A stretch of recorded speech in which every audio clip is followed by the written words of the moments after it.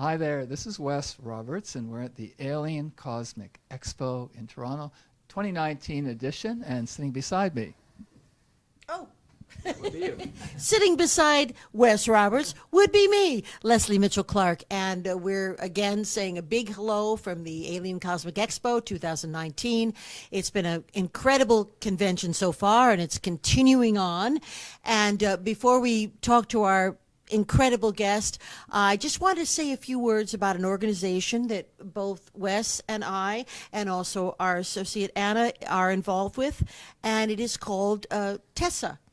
The Experiencer Support Association. The Experiencer Support Association. And the subtle difference between MUFON and TESSA is that TESSA does embrace, I would have to say, all incidents of high strangeness. Cryptoids, the elemental kingdom, you name it, they're into it. So that's why we find it important to be involved with both MUFON and with TESSA, so we can reach as many wonderful people as possible. And the founder of TESSA is Mr. Ryan Stacy, and I believe you can reach him at... I think it's just Ryan.Stacy at TESSA. That's it. .ca.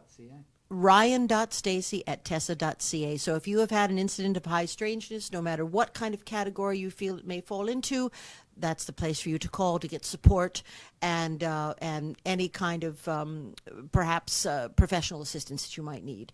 Well, that being said, I am very pleased that here to my left is the one and only Captain Randy Cramer. Randy, welcome to Canada. Oh, thank you. It's been fabulous. This is my first trip to Canada ever, and it's been absolutely lovely. I'm happy to hear that. And, you know, it's also kind of surprising since you do live fairly close to Vancouver, and yet you have not as yet traversed into the Canadian land. I have friends there, and they have been attempting to get me to come up for a visit for months. I've just been busy and haven't been able to just spend a weekend to drive up and go hang out. Well, but I see that. I think we'll just have to arrange soon. So. I think you need to, and I will just say this one thing. The most beautiful girls in the world seem to come from Vancouver. I don't like it. I don't understand it, but there it is. So they smoke us New York girls. Actually, we would smoke them for breakfast, but that's another story. So, Randy, you know, you've been on Contact TV several times, and we've always gone on fascinating trips about your experiences. And now you're just about tomorrow, in fact, to really make your first appearance to the Canadian ufology community, if we could call it that.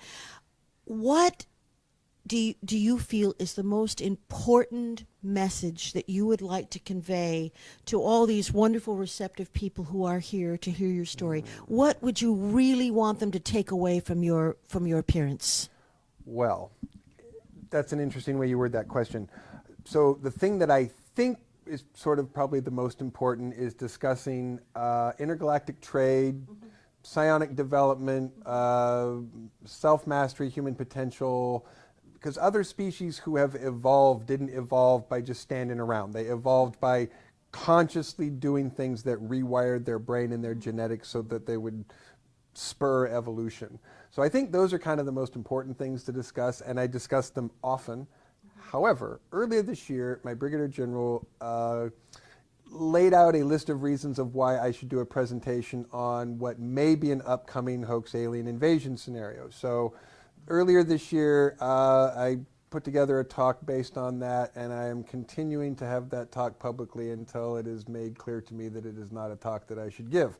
So we think at this point, more so than trying to say that it's a certainty that this is a thing that is happening, to suggest that the probability is high based on certain agreements and assessments by military intelligence and governmental personnel around the world. This is not something that has simply been decided in one nation state. This is very important. To, you know. Yes. Sorry, everyone, I gotta pause for a sec.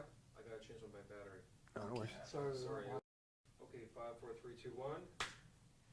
So these are the areas that these are the areas that you're really concentrating on as far as the message that you wish to get out. Well, with a limited amount of time, I think my lecture time will be spent discussing the potentialities of the pros and cons of a hoax alien invasion, and then I'm going to have a few hours later to teach a psionics workshop. So I will still get to teach people the thing I think that is most important, which is how to make themselves more developed human beings so that their own minds can evolve. So I wanted to ask you a question based on my own experience. At one point we had you on the show, and you commented that maybe the best thing I could do was to come out. I don't know if you remember that. I do remember saying that, yes. I said that might be a healthy part of your process, yes. And so that is happening in a big way this year for me, in a huge way, not just with the book, but people seeing me, people interviewing me, Leslie and I being interviewed. I just wanted to know how you felt to be one of my major inspirations. Oh, that's so nice. So one of my dearest friends has referred to me recently as a catalyst, and in fact, her nickname for me is Cat. So I find that this is something that I enjoy, the feedback that I get to do, which is to say things and do things which encourage people to make some positive change. And so I never necessarily intentionally go around going, oh, I want you to change, and I want you to change, and I want you, I mean, it's more just like, hey, let me offer what I think might be helpful, and if that works, go with that. And so anytime someone takes something and goes with it and turns it into something, then I just feel like I did a good job learning from the examples who taught me how to behave that way. So thank you. I'm very glad to hear that, and I appreciate the compliment. Thank you. It's heartfelt. So yourself, Thank you. Leslie, my partner Anna, who's off camera right now, and several others have helped me come out and come to grips with it and say, so what? Right. This is who and what I am. Yeah. Indeed. And I think we're going to see much more of that kind of attitude, indeed, as things progress Oh, yeah. and open up. Randy, do you think, and while we're talking about, human potential, it has been said, it's even been said by Vedic people back in the dawn of time, that we have actually subtle strands of DNA that are maybe, for some people, being turned on. And is this a kind of time-dated thing? Is this something that just sort of, like adolescence, you wake up and you've got a zit? I mean, is it like that, kind of? Well, You know what I mean? It's a hormonally, I guess, to refine my question, do you believe that it's possible that human evolution is at least in part a time-dated process where specific hormones or chemicals are created and exuded, which then turn on other subtle systems? Maybe, sometimes.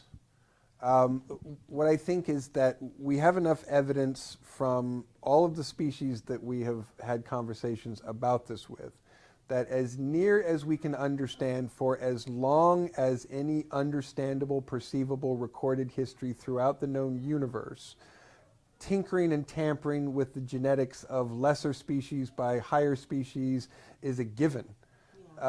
We rarely encounter a species that does not say, oh, no one ever altered our genetics in our past. We are just completely self-evolved. That's a very rare thing. Most of the time, a species will come to understand through their own scientific study of their own genetics that, oh, we're made up of a bunch of different people and things, and maybe we're not just from here, and maybe we didn't just evolve on our own. It's actually more common than not for there to be some tinkering from another species to a lower species, as well as once a species becomes self-aware about their own genetics, and they realize, oh, I have genetics, I can change my genetics, I can recode my genetics, I can rewire my genetics. And once we start to understand that genetics are a fluid, okay, we think of like this coded thing like it's building blocks, but it's not building blocks. It's soft liquid organic tissue, right? And being a soft liquid organic tissue means that it's malleable. It's very malleable and flexible. Even accepted modern science has shown that our DNA continues to evolve and change as we grow. So life experiences change our genetics. I mean, that's a thing. They know it's a thing. So our DNA is not something that is set when we're born and never changes. environment, habit, attitudes, thought processes, emotions. These are all things that affect the change of our DNA. When you understand that it's something that you can consciously direct, well, then you can do anything. I mean, if you want to, you can rewire your genetic code to live longer. You can rewire your genetic code to enhance your IQ or your mental abilities. You can change your DNA to change your immune system structure. You can change your DNA to change how you see visible light. You can open up from a visible light spectrum and see ultraviolet and infrared. I mean, there's really nothing you can't do by changing your own DNA code, and it's really just a matter of a dedicated process for people to do that.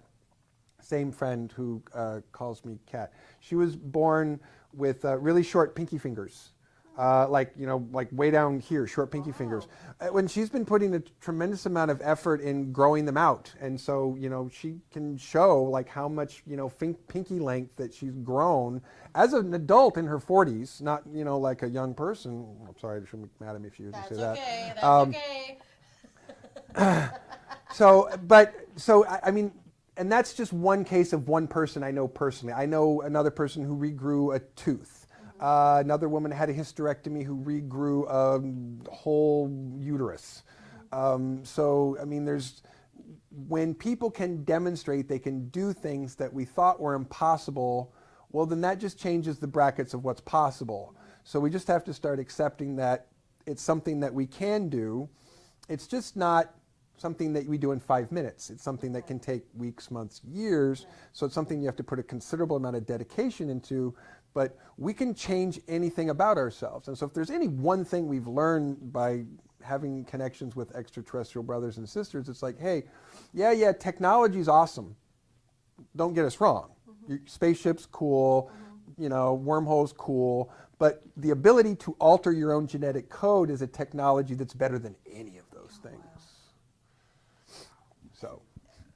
So Randy, would you say then that neuroplasticity is really the primary tool with which we change our DNA? Absolutely. And I just have to, as a therapist, I just have to confirm like a lot of these things, everything that you're talking about, because we can absolutely through hypnotherapy give people the suggestion that negative genes will not be activated. Right.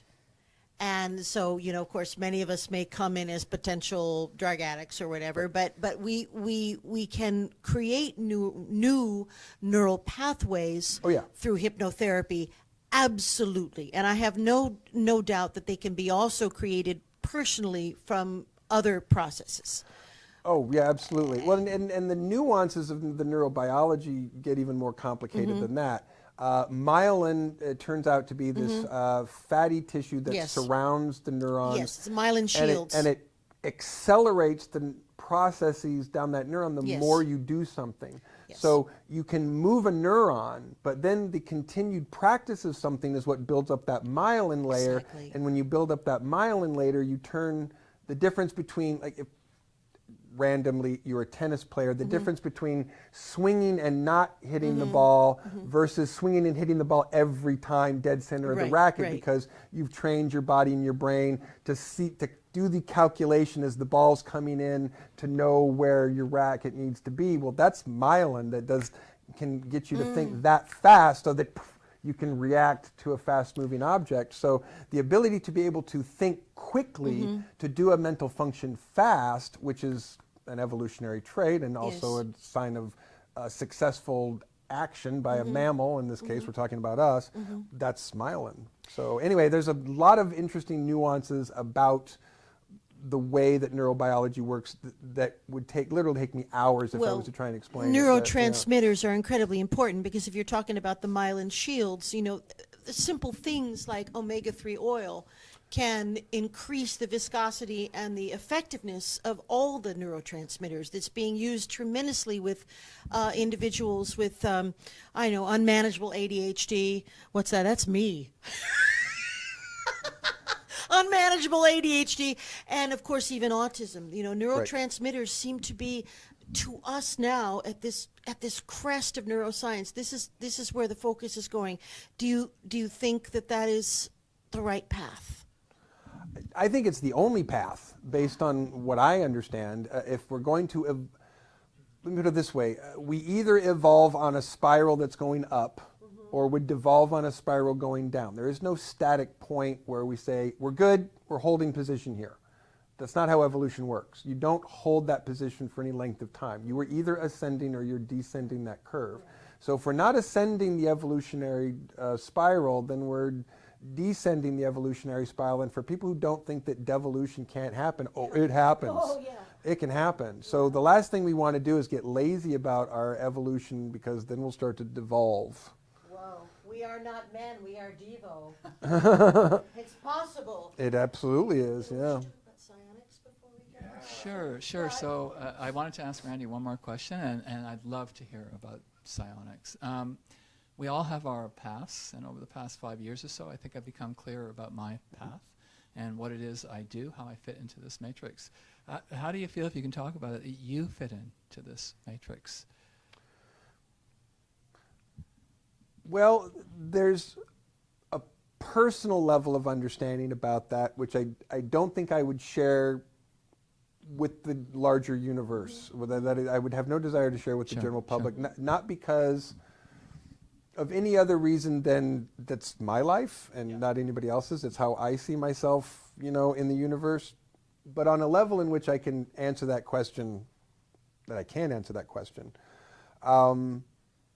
as a Marine, my job is to be a functional part of a solution based on military tactics and strategies. That's how I was engineered, raised, trained, and lived my entire career. Let's just say that set a pattern. And so that pattern is pretty set in my mind and my life and my spirit being, so that I feel like I am a more satisfied, functional person if I am not on the bench, if I am on the field, so to speak, participating in the process and being part of the solution somehow in whatever the larger tactical strategical program that my command structure thinks is the best way for us to get through this mess. And given the way that's been explained to me, I have a lot of faith in my superiors thinking on that, and I am very happy to be a part of perhaps the world's most talented military intelligence organization, and the seriousness with which a tactical organization says, all right, we're here and we want to get here, and we can debate all day long about the gap between it, but what we really have to do is figure out what this step is, this step is, this step is, this step is, and then make it happen. So just coming up with a plan isn't what military people do. We come up with a plan and then we make it happen. And so it's the making it happen part that I'm very happy and excited to be a part of. Thank you so much for that. And psionics? Oh yes, I now tomorrow evening, and we're really excited about this. The first time in Canada, and again, this is an unrelated event to MUFON. This is a Contact TV presentation, but you are going to be conducting a intensive 3 to 4 hour course that is going to involve psionics, and I wonder for the layman, and this is still a term which many people are unfamiliar with, and yet astounding because it's commonly practiced every day. Right. So could you maybe explain a little bit for our listeners what psionics is, and maybe some of the positive uses that for which we can apply it to maybe continue our evolution? I mean, we've got a lot of trouble right now in the world, and there is a Philistine, a Neanderthal, a Piltdown man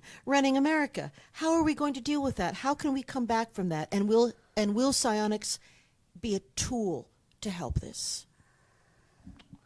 Well, the root words for psionics basically mean waves of the mind, or mind waves. So it is a scientific understanding that you produce waves from your brain that affect the reality around you. And so the understanding of that, for decades, we have scientists and extraterrestrial engineers and scientists who's helped us to come to understand these principles in a way that we distilled into a manual called the United States Marine Corps Special Section Psionics Manual. The Psionics Manual attempts to take everything we understand about development of the mind and the human being and the genetics to a system of principles. So Tibetan Buddhism, for instance, is an operating system of psionic advancement. So is Kundalini Yogi. So is Zoroastrianism. So these are operating systems that are attempting to take certain principles and using a certain language that we've tried to take out the specific languages of those systems and turn them into generic terminology so that when we're talking about principles, we're talking about universal principles.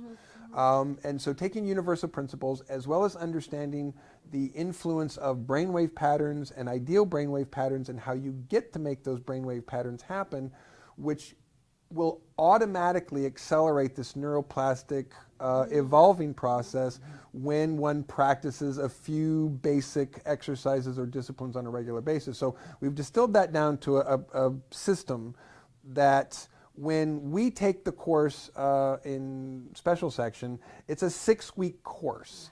We spend a lot of time in practicum that I simply don't have the amount of time unless I was to charge students exorbitant amounts of money for that amount of time that I would have to spend to do that, to be able to take the kind of practicum level that we did for 6 weeks. Now, that's just for standard personnel. Our psionic specialists take the same manual and they spend 18 months practicing and practicing and practicing and practicing and practicing. So what I can teach people is the principles and the fundamentals in a short period of time. The normal class I teach is about 2 days, but I can cram some good information in a few hours that can at least get people to understand that this is something that anybody can do.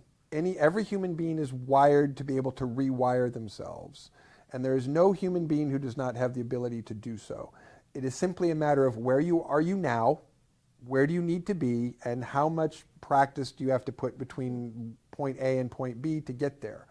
Right now, in my class that I teach back home, I have been teaching my students a rudimentary telekinesis technique. And I have successfully taught 100% of my students for the last 3 classes how to replicate telekinesis based on my instruction. So now it's a very tiny object. We're not talking about a car. We're talking about something very tiny, but it is demonstrable that people are moving an object with their mind. No fingers, no hitting the floor, no bumping the table. I mean, the object moves in such a way that it is clear that it is happening through something that is a subtle electromagnetical gravitational wave force, which is this sort of, psionic telekinetic wave. So given that we can do that, that's an entry point to understand that anything that we think someone can do with an evolved mental state, they can. And what I teach my students is, look, pick your favorite superhero and your favorite superpower, and I can explain to you how that's a genetic change that you could make in your body. So if you really want to change your genetics and be superhuman, do it. Like I'm watching people do the same thing in their own way. I know people who are practicing these techniques who are developing really good precognitive abilities, really good precognitive. I know more than one person who can pick roulette numbers in a casino more than 50% of the time. Wow. Yeah. More than 50%. These people walk in, they walk out with a fistful of money every single time because they got a 50% rate that they can hit that number. And sometimes they'll see the number and it comes up within the next 3 or 4 rounds. So you'll see a number and it won't necessarily be the next one, but it might be within the next 4 or 5. So I mean, it comes up, and I know people who do this as a practice who are also becoming excellent remote viewers. They're practicing, If you know a person and you want to practice remote viewing, get a shoebox, put some objects in it for someone and have them remote view the objects. Do the same thing for you. I mean, all you need is one other person to put mystery objects in a box for you to practice remote viewing, right? So, I mean, any diligent practice will result in development. I guarantee that. Every single person I know who has put diligent practice into their development has received cognitive change. Now, what I have also observed is people pursue this as a path, develop their abilities, start to become advanced, and then stop practicing, and then go back right to where they were and lose all of their progress. So it is something that you have to start, and you have to keep going, and you don't get to stop forever. You basically get to spend the rest of your life developing your brain and changing your genetics. But if you do, Qigong masters lived, past 200 in some cases. I mean, that's recorded. That's like documented historically that there were Qigong masters in China who've lived, more than 200, 250 years.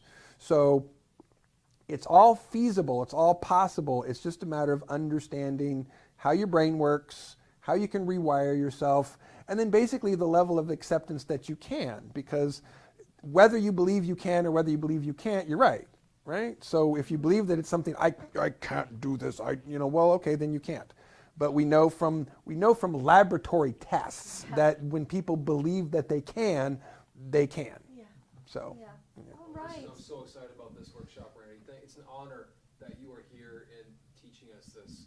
And we are so It is grateful an for honor. that. I'm happy to be here. Thank you. So, my pleasure. Thank you so My much, pleasure. Randy. I know that we're all headed down to see another guest speaker soon. We are. So why don't, this is Wes Roberts saying thank you so much for letting me be part of this and to be with Randy. And this is Leslie Mitchell-Clark, and I would just like to thank our wonderful remote filming crew, Variety Store Productions. They do all of the work for us. And so, Randy, thoughts are things. They are. They Thoughts absolutely are. are things. Attitudes are things. Thoughts are Attitudes things. are Attitudes things. are things. Feelings are things. Belief is things. Yes. So be careful where you put your intention, is Yes. all we will have to say. Absolutely. Be careful where you put your intention. Thank you so much, Wes Roberts, Leslie Mitchell-Clark, Captain Randy Cramer, on remote location from the MUFON-oriented Alien Cosmic Expo. God, my God.